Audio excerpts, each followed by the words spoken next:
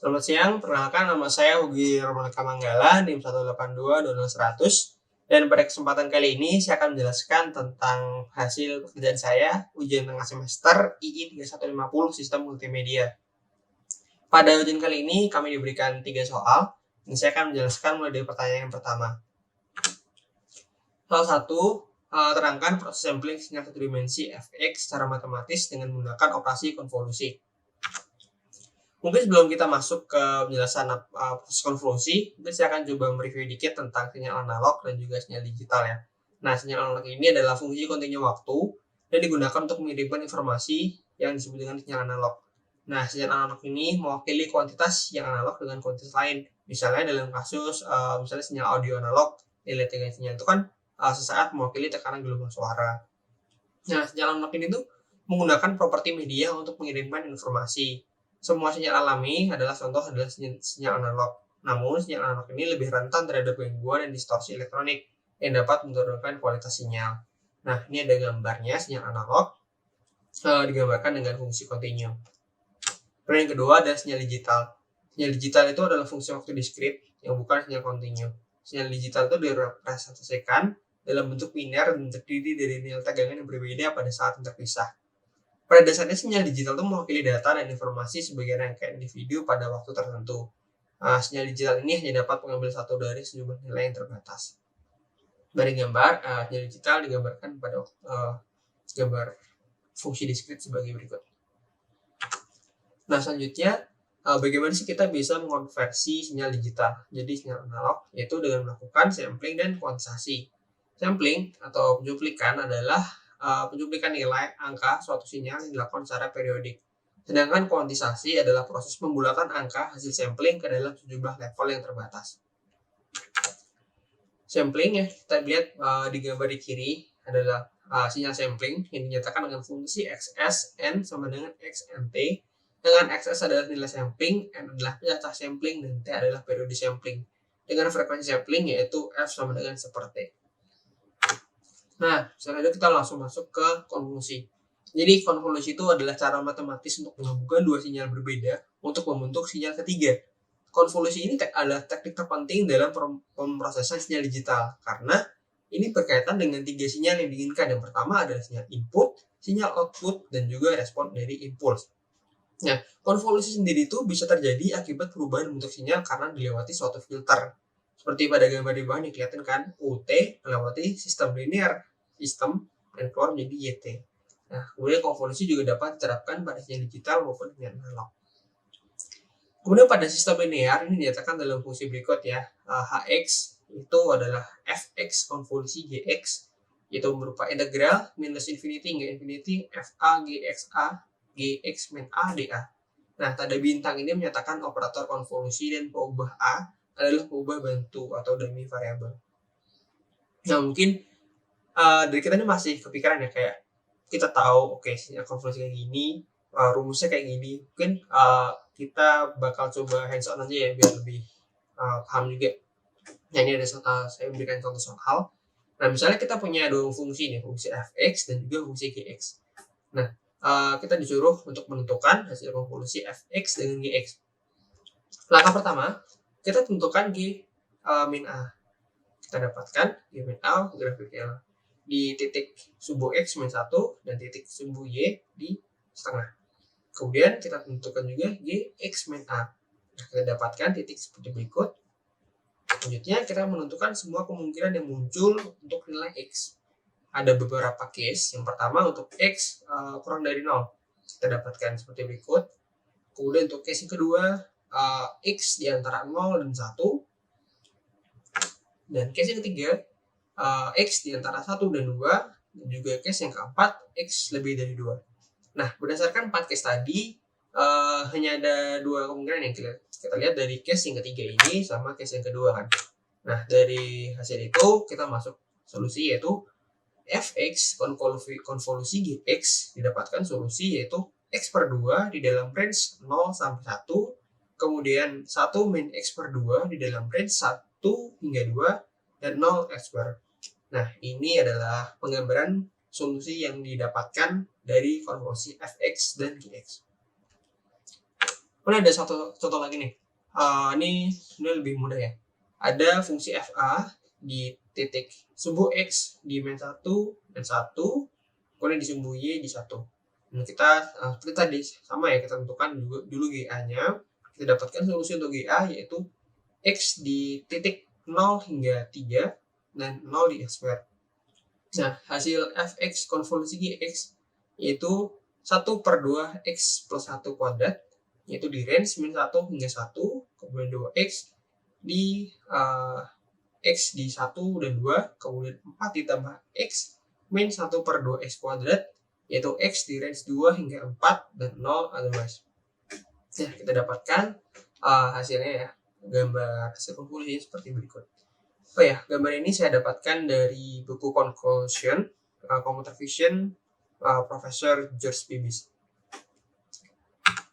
Oke, selanjutnya kita masuk ke soal yang kedua nih. Tentukan proses encoding dan decoding nama depan dan nama belakang saya dengan algoritma kompresi LZW. Nah, karena nama depan saya Hugi, nama belakangnya Manggala, jadi inputnya berupa Hugi Manggala. Untuk initial dictionary saya menggunakan urutan normal aja ya, A sama dengan 1, B sama dengan 2, C sama dengan 3, hingga Z sama dengan 26. Nah, untuk algoritma encodingnya, kita yang pertama ada untuk menginisiasi kamus. Kemudian untuk P karakter pertama dalam string karakter dan C karakter berikutnya dalam string karakter. Nah, setelah string P plus C terdapat dalam kamus, maka P dimasukkan menjadi P plus C. Kalau tidak, kita cetak indeks string P dan tambahkan string P plus C ke dalam kamus dan berikan indeks berikutnya. Kemudian P jadi C. Kalau belum selesai, kita melakukan proses yang sama, kita ulangi lagi. Kalau udah end of final, kita mencetak indeks string P dan kita stop. Mungkin ini udah saya isi juga ya tabelnya. Bisa lihat ya, input P, H, untuk next karakter U. Nah, karena H itu adalah di initial dictionary di 8, jadi H di output index 8. Kemudian untuk HU kita masukkan kan belum ada, maka kita masukkan ke indeks berikutnya setelah Z26, maka HU 27. Kemudian selanjutnya UG. UG juga sama, output indeks 21 kan U di 21, indeks 2 nya di 28 UG. Dan ini prosesnya berlaku untuk iteratif hingga end of final yaitu A1.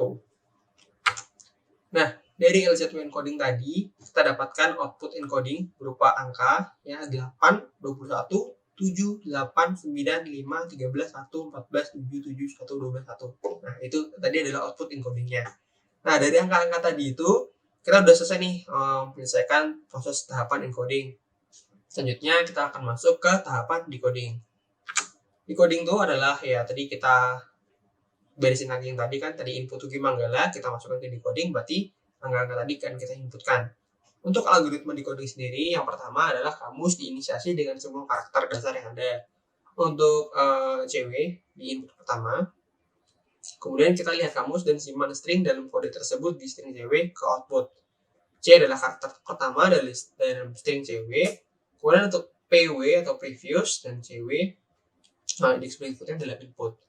Kalau if string CW terdapat dalam kamus, maka simpan string CW ke dalam output, kemudian string PW dimasukkan ke dalam P, dan karakter pertama dari string CW dimasukkan ke dalam C. Kemudian kita tambahkan nih string P plus C ke dalam kamus. Kalau enggak, kita outputnya kita tambahkan string PW plus C ke dalam string karakter, kemudian string PW menjadi P, karakter pertama dari string S menjadi C, kemudian kita tambahkan lagi di string P plus C ke dalam kamus. Kemudian kita kembali lagi ke langkah yang kelima. Mungkin kita langsung aja ke soalnya, mungkin biar lebih ini juga. Tadi hasil inputnya kan berupa angka nih, angka 8, 21, 7 sekian. Kita masukkan ke CW. Indeksnya PW masih 0, indeks 8 untuk string H. Maka C-nya H atau karakter H. Selanjutnya angka 21. Karena previous stringnya H, tadi kan H. Kita masukkan indeks 21. String selanjutnya adalah U. Kemudian P sama dengan PW sama dengan H, untuk C sama dengan U, output karakternya juga U, karena ini HU, kita masukkan indeks 27. Dan ini proses ini berlaku iteratif hingga dapatkan end of F. Nah, dari LZW decoding tadi dengan input 82178 sekian, kita dapatkan output decoding berupa nama saya sendiri ya. Kembali ke sebelum encoding, yaitu Hugi Manggala. Dengan demikian, proses LZW encoding dan decoding telah berjalan dengan lancar. Nah, selanjutnya kita ke soal yang terakhir. Terangkan proses encoding dan decoding citra foto milik Anda sendiri seperti saat latihan di kelas. Nah, pada waktu kemarin saya menggunakan program MATLAB ya. Nah, menurut saya MATLAB adalah aplikasi yang banyak fitur-fitur yang bisa dimanfaatkan lebih jauh dan referensinya juga cukup banyak sehingga saya menggunakan MATLAB. Nah, dalam pekerjaan soal ini saya memecah pekerjaan ini menjadi dua, yaitu fase encoding dan juga fase decoding. Untuk fase encoding sendiri, yang pertama saya melakukan import gambar tentunya ke aplikasi MATLAB. Kemudian saya lakukan konversi RGB menjadi YCBCR. Kemudian saya mengambil satu cuplikan elemen luminance dari gambar dan mengambil satu microblok pada gambar. Kemudian saya menyesuaikan gambar dengan rentang DCT ya, karena DCT ada range juga. Kemudian saya melakukan perhitungan dengan rumus DCT dan melakukan proses kuantitasasi pada gambar. Nah, kita masuk ya. Ini adalah bagaimana saya mengimport gambar yang foto sendiri ke dalam aplikasi MATLAB. Ini sama dengan mprint.jpg show dan ada gambar foto saya. Selanjutnya, setelah gambar berhasil terunggah, langkah selanjutnya adalah saya melakukan konversi nih foto dari RGB ke YCBCR. Kemudian saya melakukan plotting ke tiap komponen, yaitu komponen Y, komponen CB, dan komponen CR. Berikut adalah algoritmanya. Selanjutnya, dari hasil pembagian 3 komponen tersebut, saya mengambil komponen luminance-nya aja nih, komponen Y-nya aja dari gambar Hugi.jpg. Setelah itu, saya mengambil satu microblok kecil 8x8 dari elemen luminance seperti gambar berikut. Setelah itu, saya menyesuaikan gambar dengan rentang DCT ya, karena kita tahu kan DCT itu bekerja di range min 128 hingga 127. Oleh karena itu, saya mengurangi nilainya dengan 128. Yang didapatkan hasil microblok seperti berikut.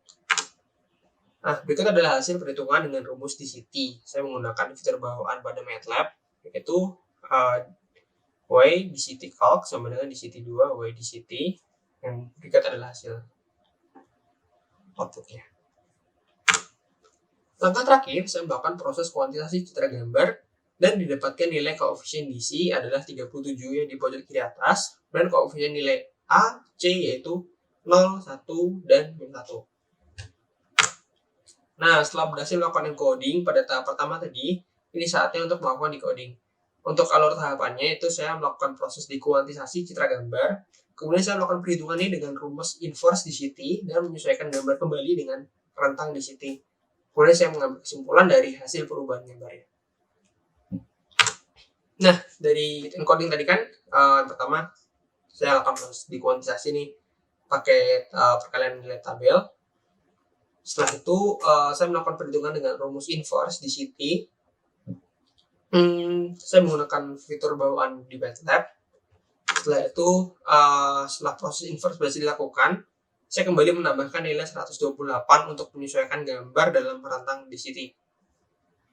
Selanjutnya, proses citra gambar ini sudah berhasil dilakukan ya.